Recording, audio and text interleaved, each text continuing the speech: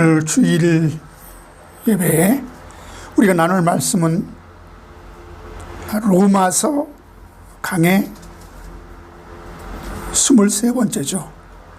로마서 8장 15절로 17절까지 말씀을 중심으로 종의 영이 아니라 양자의 영을 받았으니 이런 제목으로 말씀을 나눕니다. 먼저 로마서 8장 15절 17절을 읽겠습니다. 너희는 다시 무서워하는 종의 영을 받지 아니하고 양자의 영을 받았으므로 우리가 아빠 아버지라 부르짖느니라. 성령이 친히 우리의 영과 더불어 우리가 하나님의 자녀인 것을 증거하시나니 자녀이면 또한 상속자 곧 하나님의 상속자요 그리스도와 함께한 상속자니 우리가 그와 함께 영광을 받기 위하여 고난도 함께 받아야 할 것이니라. 아멘.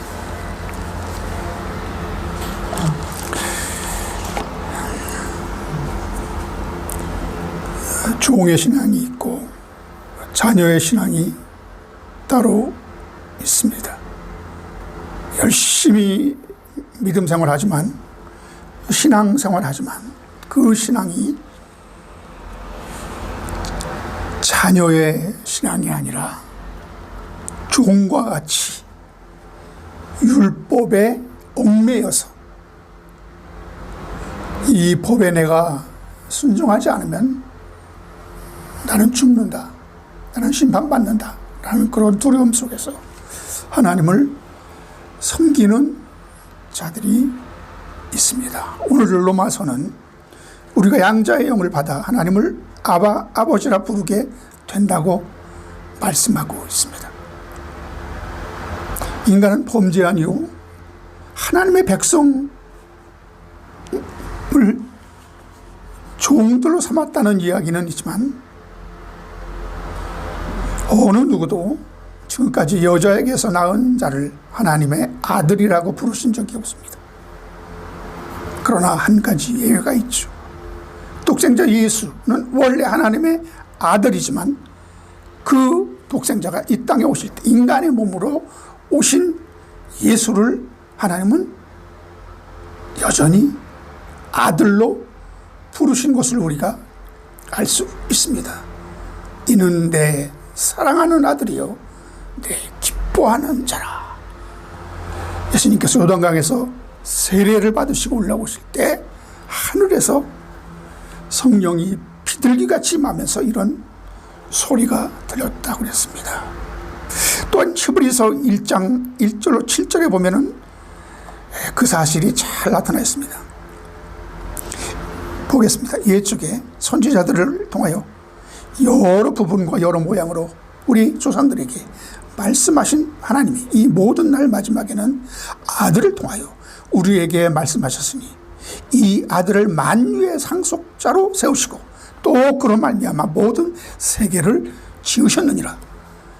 이 하나님의 영광의 이는 하나님의 영광의 광채시요 그 본체의 형상이시라. 그의 능력과 말씀으로 만물을 붙드시며 죄를 정결케 하는 일을 하시고 높은 곳에 계신 지극히 크신 이의 우편에 앉으셨느니라. 그가 천사보다 훨씬 뛰어남은 그들보다 더욱 아름다운 이름을 기업으로 얻으심이니 하나님께서 어느 때 천사 중 누구에게 너는 내 아들이라 오늘 내가 너를 낳았다 하셨으며 또다시 나는 그에게 아버지가 되고 그는 내게 아들이 되리라 하셨느냐. 또 그가 맏아들을 이끌어 세상에 다시 돌아오게 하실 때 하나님의 모든 천사들은 그에게 경배할지어다 말씀하시며 또 천사들에 관하여는 그는 그의 천사들을 바람으로 그의 사역자들을 불꽃으로 삼으시느니라 하였으되 하나님의 아들과 천사를 비교하면서 천사 중에 언제 하나님께서 너는 내 아들이다 내가 너를 낳았다 그런 말을 한 적이 있느냐? 한 번도 없다는 것입니다. 하나님의 독생자 하나님의 아들만 지금까지 하나님의 아들 선언한 것입니다. 그런데 오늘 이 로마서에 보니까 성령으로 인하여 이제 하나님의 양자의 영을 받은 자들이 나타난다고 하는 것을 볼 수 있습니다. 예수가 아닌 그를 믿는 자, 그를 영접하는 자에게 하나님의 아들이 되는 권세를 주었다라고 요한복음에서도 말한 것처럼 양자의 영을 받은 자는 하나님을 아바, 아버지라 부르게 된다고 말씀하고 있습니다. 누가 이것을 가능케 하셨다고 했습니까? 성령이 증언한다는 거예요. 오늘 보면 16절에 보니까 성령이 친히 우리의 영과 더불어 우리가 하나님의 자녀인 것을 증언하시니라. 사랑하는 여러분, 종은 포배의 지배 아래에 있어서 자유가 없지만 자녀는 자유가 있고 은혜와 사랑의 지배를 받게 되어 있는 겁니다. 그래서 지금도 구약의 율법이나 신약의 율법, 복음이냐 이거 상관없이 말씀을 지켜야 할 규례와 법으로 받는 자들은 종의 신앙을 면치 못할 것이고 항상 두려움과 공포 속에서 이 법을 못 지키면 어떻게 하지 하면서 신앙생활을 하게 되는 것이고 이것이 바로 종의 신앙이라고 하는 것입니다. 그러나 말씀을 사랑하는 아버지의 권면으로 받고 이 말씀대로 사는 것이 나에게 유익이 되고 자녀된 자의 본분이고 아버지가 바라는 것이라는 사랑의 말씀으로 받으면 자유하게 되고 비록 말씀대로 못 산다 해도 사랑으로 돌보아 하나님이 바른 길로 결국에는 인도하신다고 하는 이 믿음 때문에 아버지를 두려움과 공포의 대상으로 보지 않게 되는 것입니다. 사랑의 아버지, 나를 결국 바른 곳으로 인도하실 아버지, 그 아버지께서 우리를 어떻게 성령을 통해서 그렇게 하신다고 약속하신 것을 믿는 것입니다.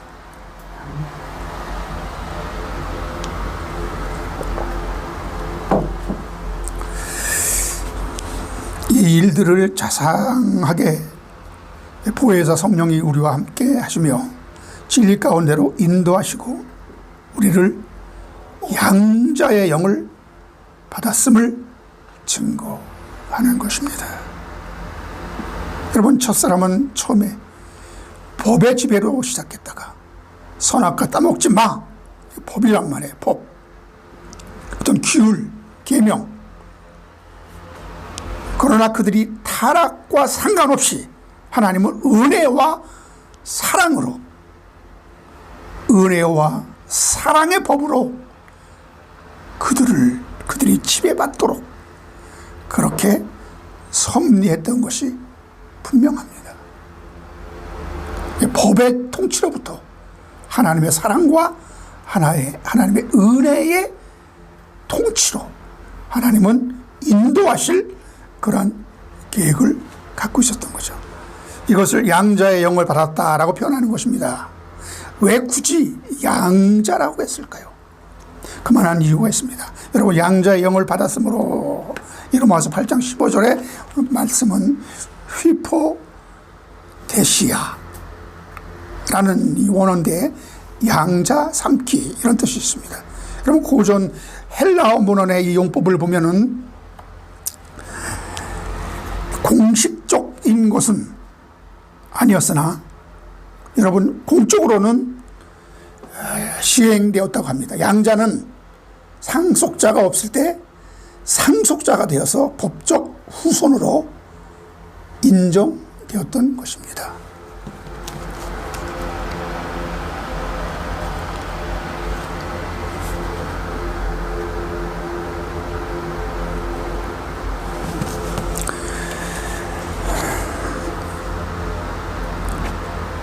예수님은 말씀을 거역하는 자들에게 너희는 너희 아비 마귀에게서 나왔다고 했습니다.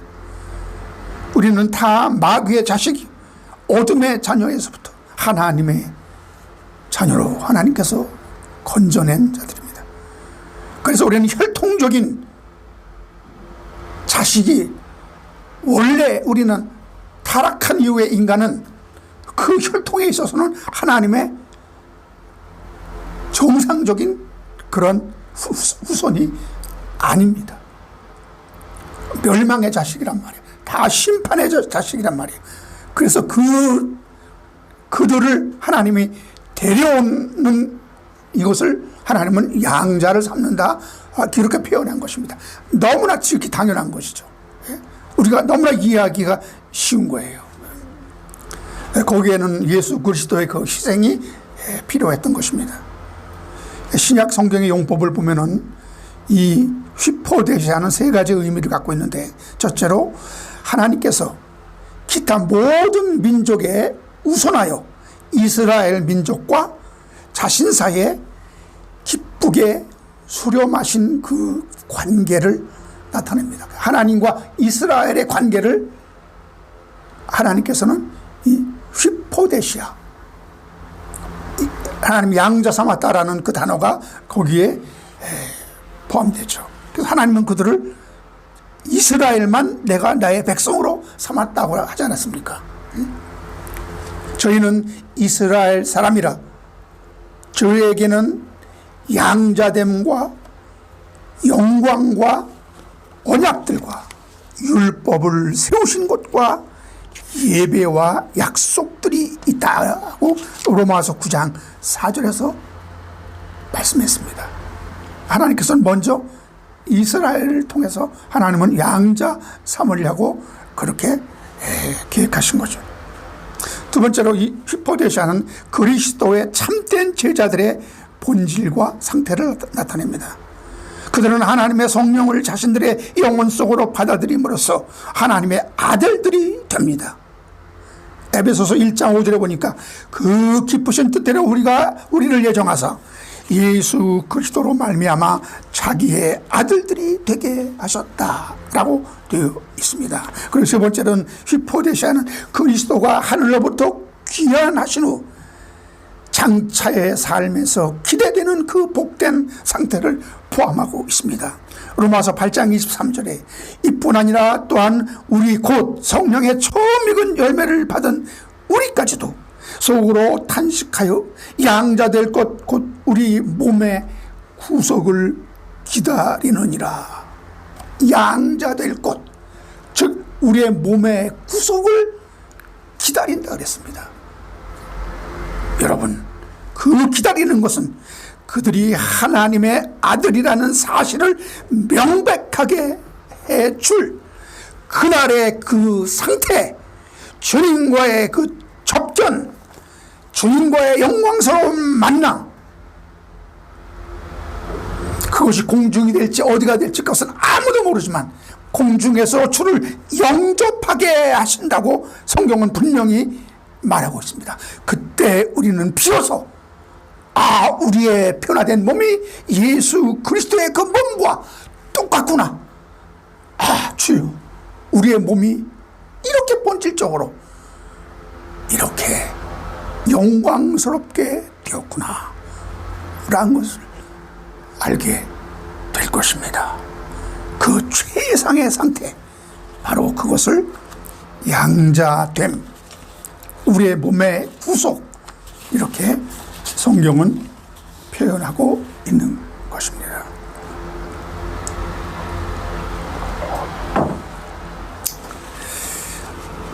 그리고 로마서 8장 19절로 21절에 보면 피조물이 고대하는 바 하나님의 아들들이 나타나는 것이니 피조물이 허무한데 굴복하는 것은 자기 뜻이 아니요 오직 굴복하게 하시는 이로 말미암이라.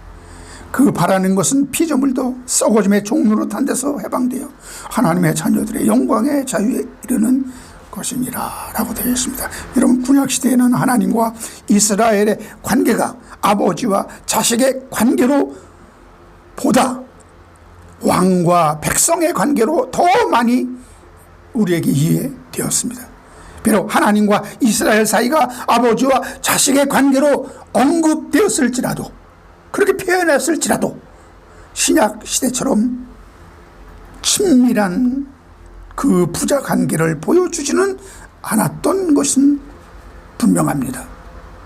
그래서 이 양자에 올리는, 양자됨에 올리는 바울 신학의 중요한 주제 중 하나입니다. 그 근원은 예수의 가르침에서 발견되는데요. 예수님께서도 마가복음 14장 36절에 이렇게 말씀하셨죠. 이르시되 아바, 똑같습니다. 아빠, 아바, 아버지요, 파테르, 아버지께서는 모든 것이 가능하오니 이 잔을 내게서 옮기시옵소서. 그러나 나의 원대로 마옵시고 아버지의 원대로 하옵소서 하셨다 그랬습니다. 아빠, 아버지라는 이 표현이 나오죠. 마가복음 14장에도 나오고 이 로마서 8장에도 성령을 받은 자는 하나님을 아빠, 아버지라 부른다고 했습니다. 그러므로 이 마가복음 14장 36절에 예수님의 이 절규는, 예수님의 이 절규는 정말 이 십자가를 피하고 싶어서 이 잔을 옮겨달라고 하는 그 절규라기보다는 정말 하나님은 나의 아버지, 나의 아빠, 이런 친근한 관계 속에서 내가 지금 고민하고 있습니다. 주님, 아버지, 내가 이 길을 가오니 모든 것을 아버지께 맡기고 내가 이 길을 가오니 아버지요, 나를 끝까지 지켜주시고 나를 지켜주시옵소서라는 그런 각오와 결단과 부탁의 그러한 기도지, 예수님이 고민하고 정말 갈등하고 십자가를 지기 싫어서 그렇게 외면하는 그러한 기도가 아니라는 것을 아바, 아버지요 라는 이 편에서 우리는 읽을 수가 있는 것이에요. 그리고 여러분, 바울은 성도로 하여금 하나님의 자녀가 되게 하시는 분이 성령이라고 가르칩니다. 성령께서 성도 가운데 거하심으로 성도가 하나님의 자녀임을 보증으로 인쳐 주신다는 겁니다. 여기서 여러분, 성령의 역할이 법이 어떻게 은혜와 사랑으로 전환되느냐 하는 문제인데요. 여러분, 진리의 성령으로 인도되기 때문에 가능하다는 것입니다. 성령은 성령인데 무슨 성령이냐? 예수님이 십자가를 통해서 우리를 은혜 가운데 구원시킨 그 이후에 성령을 꼭 진리의 성령이라 이렇게 부르고 있습니다. 그 성령은 우리를 택함받은 자를, 구원받은 자를 진리 가운데로 인도한다 말이에요. 그럼 그 진리가 무슨 진리냐 이겁니다. 막연한 진리가 아니라, 여러분, 성령은 왜 우리가 하나님 말씀에 순종해야 하는지, 그리고 하나님은 왜 법을 주셨는지 깨닫게 하심으로 법을 지켜야 내가 행복한 것이고 내가 말씀에 순종하는 가운데 하나님이 기뻐하실 만한 자, 하나님이 받으실 만한 자로 자라나게 된다는 그 믿음을 주셔서 하나님 말씀을 사랑하게 하는 것입니다. 하나님은 너를 옥죄기 위해서, 너를 얽매기 위해서, 아무것도 할 수 없게 하기 위해서 법을 준 게 아니다, 계명을 준 것이 아니다.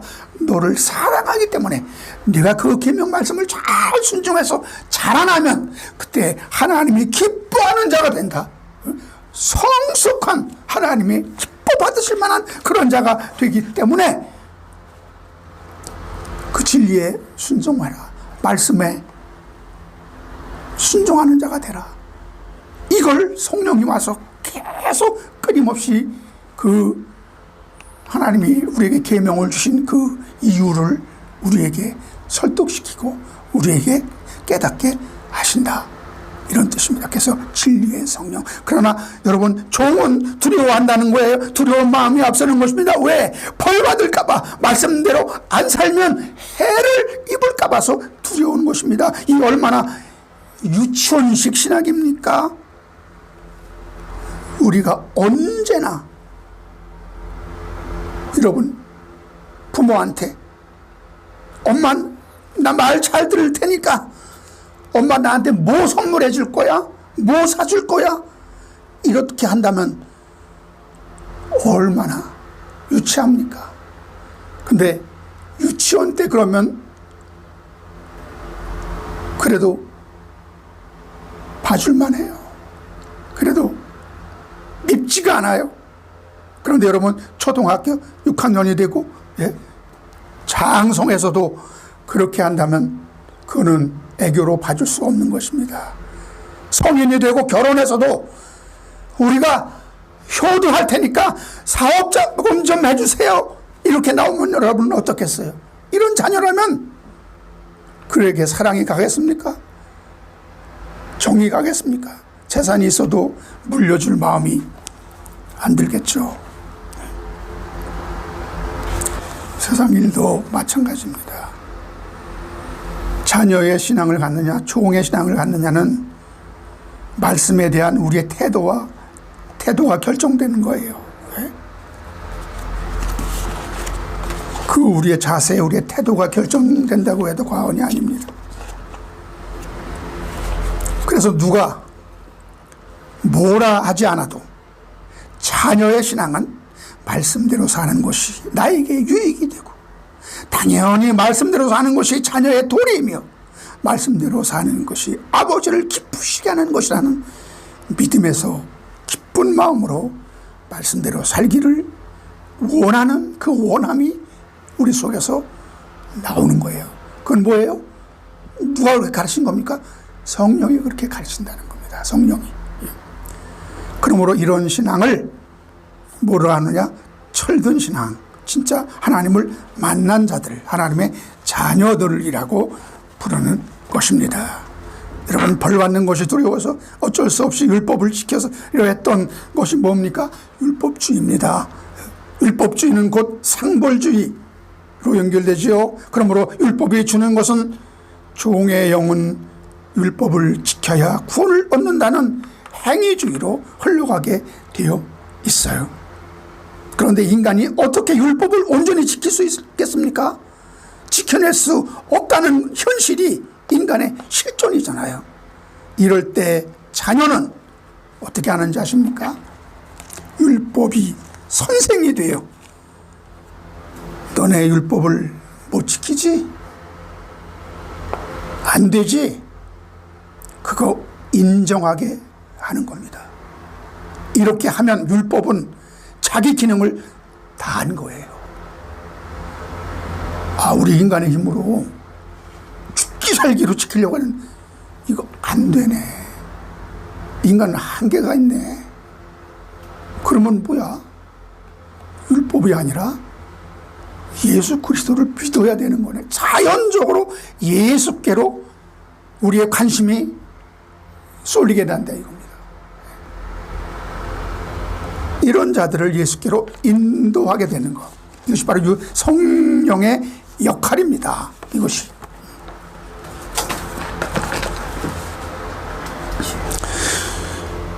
그러나 여러분, 율법주의자는 거기서 못 벗어납니다. 왜? 종의 신앙이기 때문에. 왜? 이거 안 지키면 죽는 것으로 배웠거든요. 그래서 율법 없이는 못 사는 겁니다. 신앙생활이 안 돼요. 율법의 노예가 되고 법에 매여 있기 때문에 거기서 벗어나지 못하는 겁니다. 그래서 하나님 사랑으로가 아니라 율법을 범하면 죽는다, 심판받는다는 두려움에서 하나님을 섬기려 하기 때문에 율법주의가 여러분 무서운 것임을 아시기 바랍니다. 어떤 법을 안 주면, 어떤 지시를 하지 않으면 스스로 아무것도 할 수 없는 자가 되는 거예요. 스스로.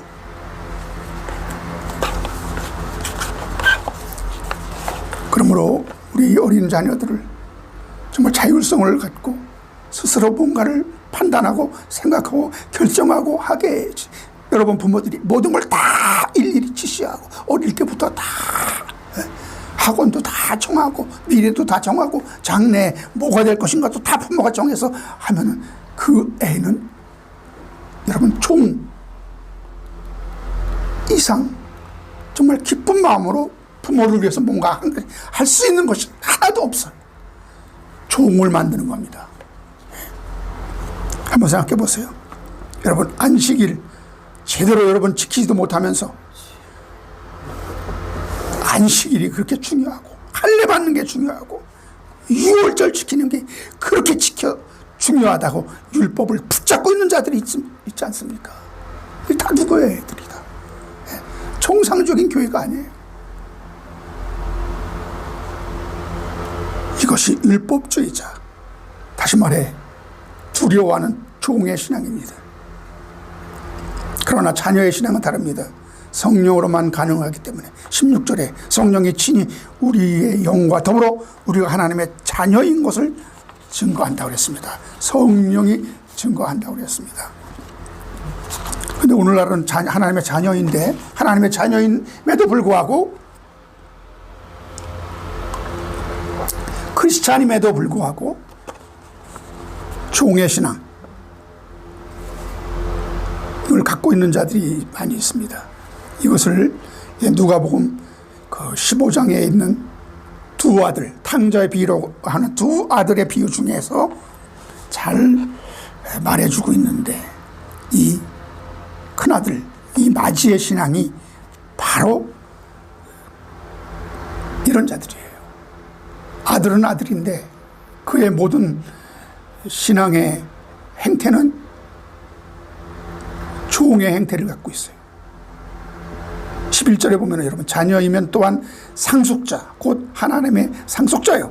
그리스도와 함께한 상속자네. 우리가 그와 함께 영광을 받기 위하여 고난도 함께 받아야 할 것이니라. 이렇게 되어 있습니다.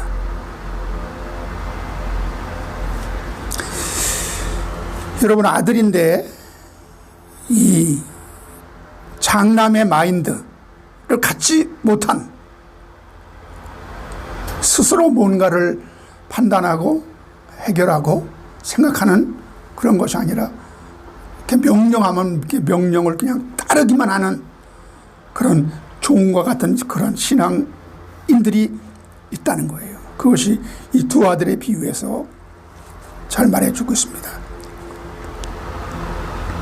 이 누가복음 15장 25절로 32절까지 보면요, 탕자의 비유라고 알려져 있는데 이 탕자가 자기에게 돌아올 모든 유산을 다 갖고 나가서 탕진하고 이제 자신이 죄인임을 깨닫고 집으로 돌아옵니다.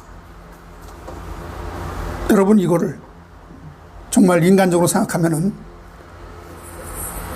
이 모든 재산을 탕진한 이 아들을 정말 다시 받아들인다고 하는 것은 정말 어렵죠. 우리가 부모라고 생각하면은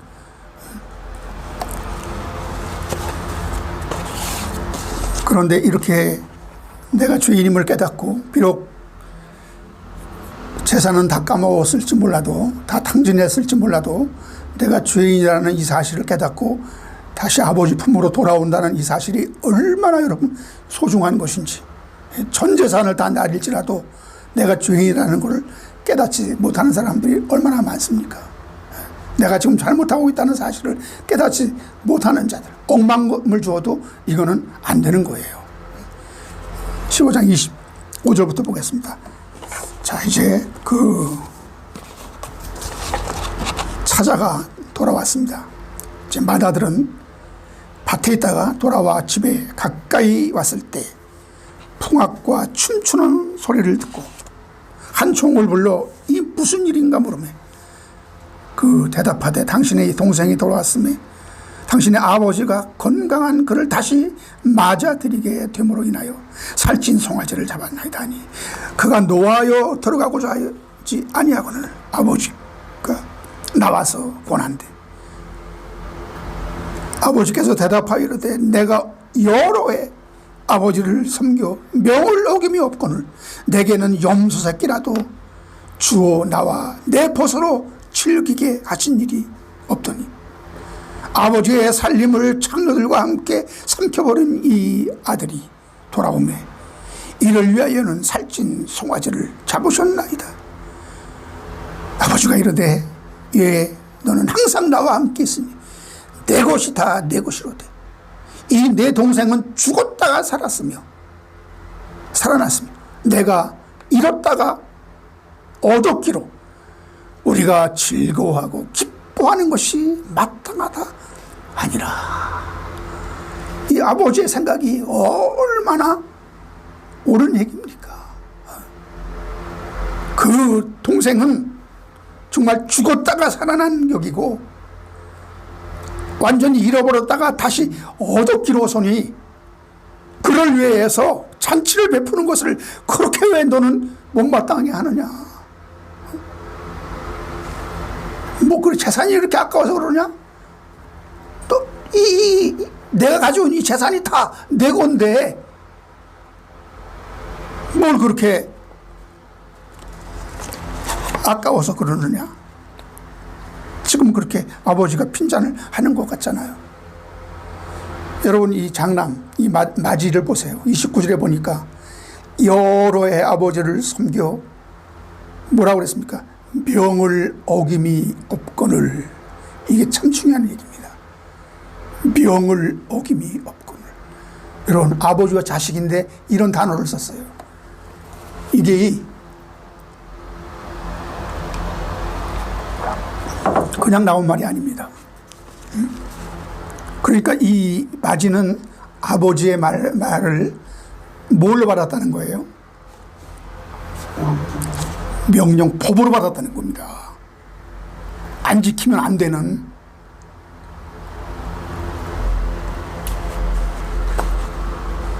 그러니까 종의 신앙이죠. 사랑의 말씀으로 그걸 베푸시는 그 우리를 위해서 베푸시는 아버지의 말씀으로 자상한 말씀으로 받는 것이 아니라 그걸 명령으로 받았다는 것.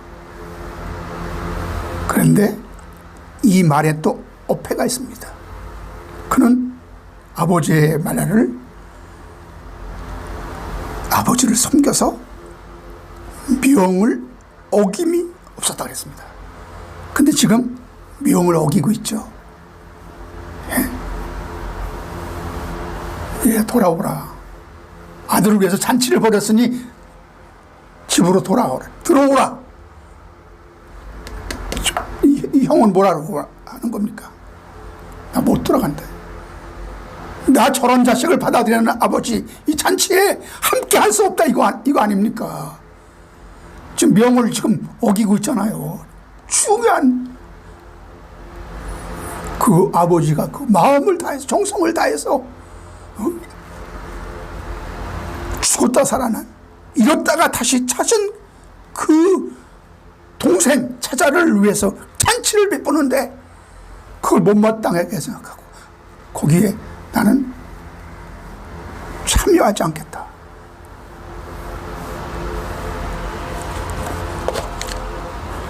스스로 명을 어김이 없었다고 말하는 것은 스스로 종임을 자처하는 것입니다. 이 말이 얼마나 어폐가 있는 말인지 지금 그 마지의 행동에서 잘 나타나 있어요. 아버지의 말씀을 지켜야 하는 명령으로 받고 그대로 어김이 없이 행동했다고 우기는 겁니다. 자식이 얼마나 못났으면 얼마나 그 말씀을 제대로 순종하지 않았으면 그 말을 명령으로 받았겠습니까? 속에서부터 지키고 싶은 마음이 없는데 다른 목적 때문에 어쩔 수 없이 어거지로 그걸 지키려니까 자신도 모르게 아버지의 말씀이 명령이 되는 거예요. 구속이 되는 거예요. 예? 아버지는 그렇게 명령하지 않으면 지시하지 않으면 스스로 아무것도 할 수 없는 여러분 그 마지가 종의 신앙이 아니고 뭡니까? 맞으면 뭐합니까? 큰아들이면 뭐합니까? 그 생각하고 있는 모든 것이 동생보다도 못한데.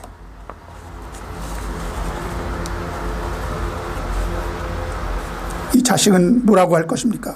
밖에 나가서 우리 아버지는 너무 엄격하고 무서워서 한 번 말한 거 지키지 않으면 가만 안 둔다. 이렇게 말할 거 아닙니까?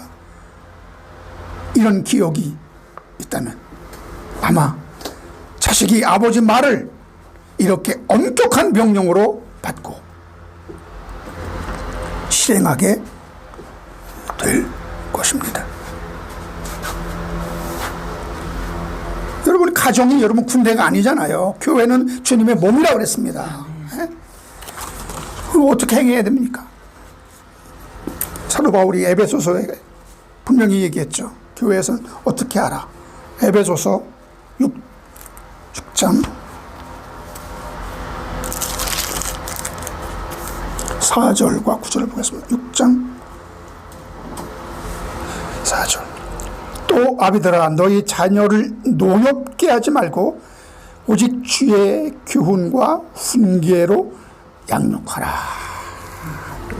그 9절에 보면은 상전들아, 너희도 그들에게 이와 같이 위협을 그치라. 다른 번역에서는 협박을 그치라 그랬어요. 이런 식으로 하지 말라는 거 아닙니까? 근데 그것을 어떤 명령으로 받고 협박으로 받고 위협으로 받으면은 어떻겠어요? 그런 식으로 해서도 안 되고, 자식과 부모 사이가 부하와 상전 이 관계처럼 이렇게 되어지면은 그것은 그 가정에는 사랑과 평화가 절대로 깃들 수가 없는 것입니다. 여러분, 지금 이 큰아들도 사실 솔직히 말하면 여러분 일하기 좋아서 한 건 아닐 것입니다. 사실은 그 말씀을 어기면, 아버지의 말을 어기면 꾸중 들을까봐, 아니면 맞이에게 오는 상속에 문제가 있을까봐 그렇게 열심히 명령을 받들어 모신 것처럼 보입니다. 어디까지나 이런 보상심리 상급주의에 빠진 자들의 한계입니다. 이런 자들은 절대로 아버지의 사랑을 받지 못하는 거예요. 과연 저는 이 마지가 진짜 하나님의 구원받은 그런 자녀의 대열에 계속 서 있는 자인지, 그게 의문이 되는 겁니다. 비유는 여기서 끝나요. 다시 돌아왔다. 다시 그가 개과천선했다. 그가 자신의 잘못을 뉘우치고 회개하고 탕자처럼 그렇게 돌아왔다. 이런 게 없어요. 그냥 퀘션 마크로 우리들에게 맡겨놓는 것입니다. 오늘 말씀의 결론을 말씀드립니다.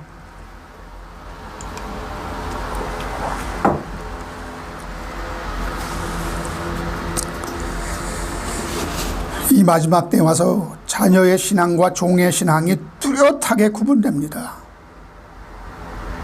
자녀의 신앙은 성령의 인도를 받게 되는데, 그렇게 되면 탕자가 깨달은 것처럼 내가 죄인인 것을 깨닫고 회개하게 됩니다. 그리고 그 성령은 진리의 성령이기 때문에 말씀을 사모하는 마음이 듭니다. 이것이 종의 신앙이 아니라 양자의 영을 받은 성령 받은 자들의 나타나는 결과죠. 그러나 종의 신앙은 어떻습니까? 내가 곧 죽어도 하나님의 명을 어긴 일이 없다는 거예요. 나 하나님 말씀 어긴 일이 없다는 거예요. 내 회개할 거리가 없다는 겁니다. 큰아들이 그랬잖아요. 그리고 하나님의 말씀이 아니라 언제나 자기 기준, 장로의 유전, 율법주의에서 벗어나지 못한다는, 이거는 그가 종이기 때문에, 하나님의 자녀가 아니라 종이기 때문에 이런 열매가 나타난다는 것을 우리가 알면은 우리가 빨리 깨닫고 우리가 회개할 수 있잖아요. 그러나 회개가 안 되는 것입니다. 성령의 인도가 아니라 율법의 인도를 받기 때문에 그렇습니다. 여러분, 이렇게 맞이가 되어 이리도 여러분 꽉 막힌 신앙을 갖고 살아야 합니까? 교회에서도 여러분 예수 잘 믿는다, 마다들 같은 신앙을 경계하라는 거예요. 그래서 이런 비유를 주신 것입니다. 여러분, 교회 내에서 오랫동안 신앙생활을 하신 장로 권사들이 있습니다. 어떤 태도를 나타내는가 하면은 이들이 정말 교회에서 기둥 같은 장로요, 이 교회를 다 세우다시피 한 권사요, 개척 멤버인데 이렇게 중요한 자가 되면서부터 그래도 자기 죄는 알지 못하고 현대판 사두개인 바리새인들처럼 현대 교회 안에서 이런 자들이 또 아리를 틀고 있다면 그건 주님의 몸된 교회 성전이 아니라 강도의 귀결이 될 수 있다는 것, 여러분 깊이 새겨야 합니다.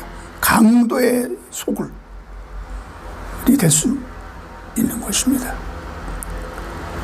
이런 것들이 우리가 배격해야 하는 큰아들로 자처하는 이 맞이의 종의 신앙입니다. 그는 맞이니까, 오래 믿었으니까, 개척 멤버니까. 여러분, 이런 호칭들이 본인들에게는 부담으로 다가와야 합니다. 그러나 여러분, 이와 반대로 교회에서 그런 이유 때문에 내가 군림하게 되고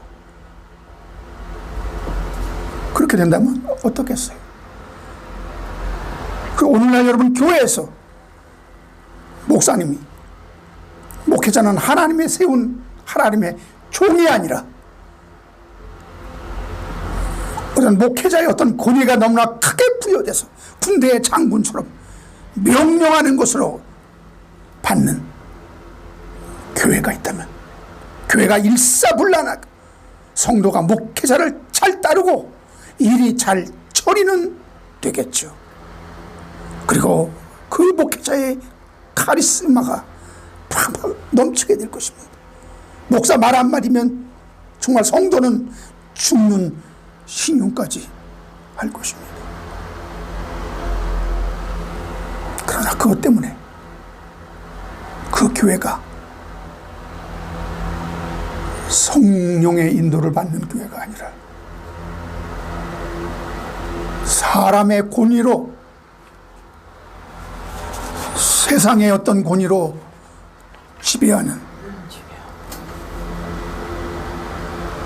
그런 교회가 된다면, 이런 곳이 하나님이 통치하고 성령이 운행하는 그런 교회인지 우리가 살펴야 합니다. 이런 곳이 정말 하나님 나라의 모형인지 우리가 살펴야 합니다. 여러분, 하나님 나라는, 천국은 모든 것이 일사불란하게 어떤 사람의 명령 한마디로, 사람의 말 한마디로 쫙 움직이는 군대 조직이 아닙니다. 군대 조직은 왜 있습니까? 이 세상에서 전쟁이 있고 정말 적을 물리치기 위해서.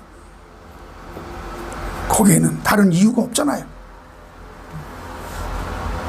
그러나 우리 하나님의 성령을 받은 하나님의 여러분 자녀들이 그렇게 된다면 그거는 이단이나 그런 일이 가능하죠. 근데 오늘날 바로 그런 교회가 크고 사람들이 모이고 뭔가 자랑스럽다고 생각하기 때문에 그런 교회가 교회의 표준이 되고 있는 것입니다. 교회는 성령의 인도하심으로 자유함 가운데 스스로 마음에서부터 우러나와서 어떤 봉사나 헌신이 이루어지게 해야지. 지금도 교회에서 목회자 말 안 들으면 저주받는 것처럼, 교회 일 열심히 안 하면 천국에서 상급이 없는 것처럼, 11조 안 하면 지옥 간다는 이런 가르침이 지금도 통한다면, 여러분 결국 교회는 두 아들 가운데 맏아들의 신앙만을 생산하게 된다는 사실을 잊지 말아야 합니다. 할렐루야. 예, 너무나 명백한 사실입니다.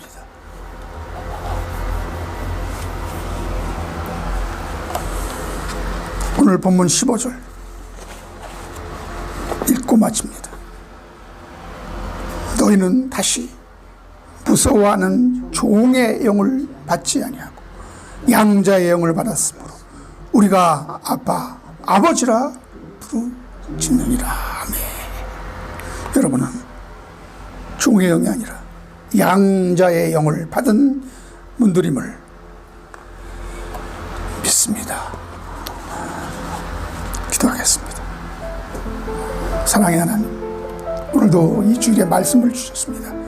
우리가 왜 종의 영이 아니라 자녀의 영, 양자의 영을 받아야 되는지, 하나님 아버지, 우리 인간의 모든 생각과 우리 인간의 모든 지식과 모든 지혜를 다 하시고 오직 진리의 성령의 인도를 받아야 우리는 이 세상에서 사는 것이 아니라 저 하늘나라 하나님이 통치하는, 그리고 은혜와 사랑이 지배하는 그곳의 백성으로 살아가야 합니다. 이 세속에 물들지 않게 하여 주시고, 이 세속의 권위에 우리가 물들지 않게 하시고 오직 하나님의 나라 성령의 지배를 받는, 그리고 은혜가 왕노릇하는 그러한 자녀의 영을 받게 하옵소서. 양자됨을 사모하는 자가 되게 하여 주시옵소서. 이제는 우리 주 예수 그리스도의 은혜가 하나님 아버지의 만극하신 사랑하시고 성령님의 인도 충만 교통하시고 내주는 놀라운 역사, 이 양자됨의 은혜, 자녀의 신앙을 갖기를 바라는 모든 자들의 머리머리 지금부터 영원토록 함께 있을지어다.